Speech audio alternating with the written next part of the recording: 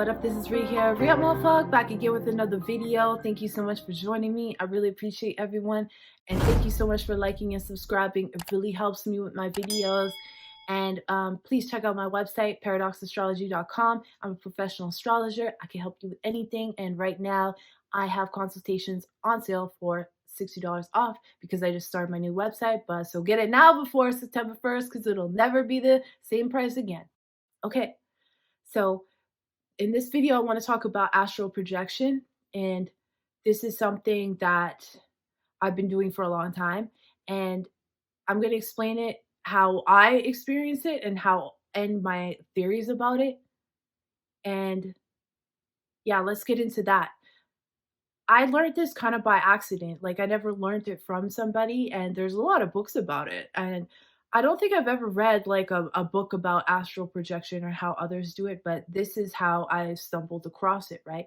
So it's a really crazy thing, and especially when you use your dreams as well to be able to astral project. But if you're in meditation, one thing I've noticed because of meditating for so long, I get to the point now that I'm here, but I'm not here. So I see it as if you're, when the more you meditate, visually, I see it as I start moving backwards, right? I start moving backwards. So I start releasing out of my body. And when I meditate, I use mudras, right? So say if I'm using like this one, for example, right?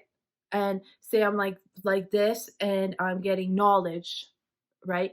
Or any kind of mudra, I don't feel that anymore. So my body's still doing this, and I don't feel my arms, I don't feel my body anymore, and I feel like I'm over here. I'm not in my body, but I have full control of my body. I can hear everything that's happening around me. I can decide to tune it out or not. I can hear, like, say if someone just broke into the house, I would know that. I could come back right away. It would take me a little bit. I don't come back like this because it'll disorient me, but also I can slowly come back. If there is someone breaking in, well, I'll come back right away. But it's it's a point where you're here and you're in the astral realm. You're aware of your body, but your body, that's why you do mudras and things like that, because it keeps your body busy so your consciousness can leave. And it's the opposite of what you may think. When you're sleeping, you have to have total rest. This is like this, if you keep your body busy, then your consciousness can leave and not fall asleep, type thing. So that's why we do a lot of poses in yoga that are kind of difficult. And so when you're in your body, the further you go in your body is kind of going this way. So you go further back, and then some say you can go, that's how you go back in time. If you want to go forward and astral project to a place while you're meditating, this place, say this place exists in this reality, or say it doesn't exist in this reality, it exists in another, or say you want to go, yeah, except for the dream world. The dream world is a little bit forward, but you go all the way forward and project yourself into a place. And once you get into, you start visualizing that place, right? If you're really good at this, you'll start visualizing it. And this takes a lot of practice. Start visualizing that place that you want to be. Over time, that place is going to look solid. And once it starts looking solid, not dreamlike where everything's kind of weird, it's like super solid, like you're looking at a picture, you're watching a video. Once it gets to that solid point, that's when you know you're there. That's when you're actually astral projecting to a location.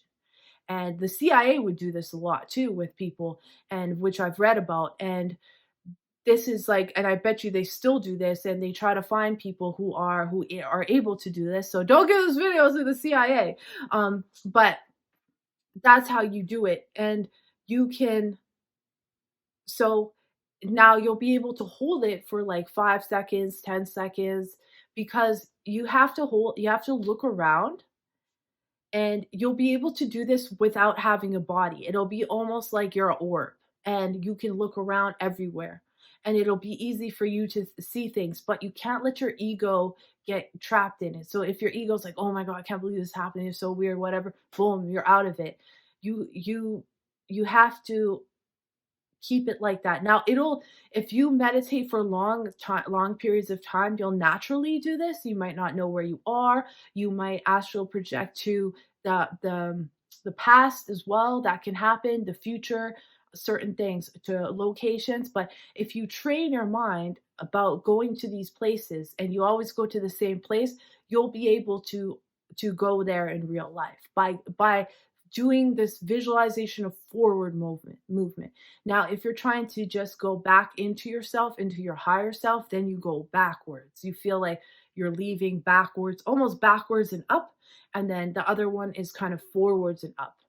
That's how I visually see it. And the more you'll be able to practice this is you'll be able to change realities.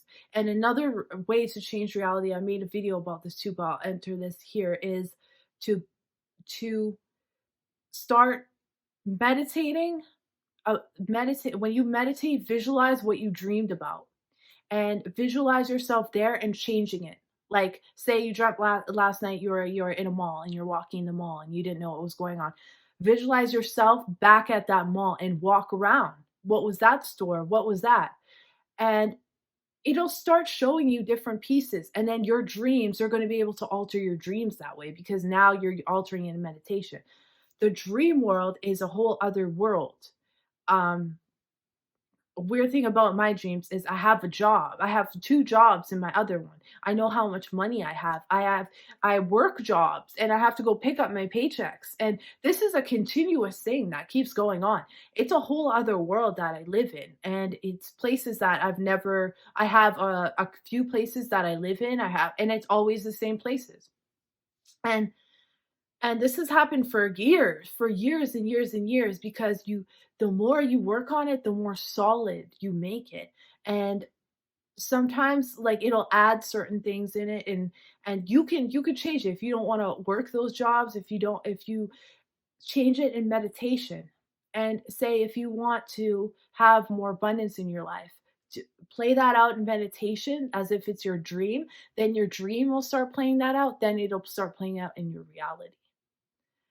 Once what you're visualizing in meditation starts happening in your dreams, that's how cool. That's very close. That's about to happen. So these are just different levels of the astral realm. The astral realm is totally drawn out by very high level monks.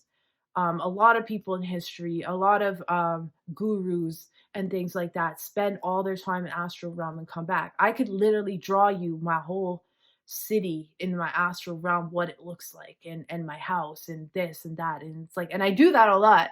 I draw it in books and stuff like that. And the more you get connected with with that realm of yours, and then you start changing it, you're going to realize that you can change real life as well. And yeah, that's how it works. And you're going to be able to, if you get really good at this, you can astral project yourself to the future, doing what you want to do, come back, and then have it manifest within hours after meditation. I do this as well.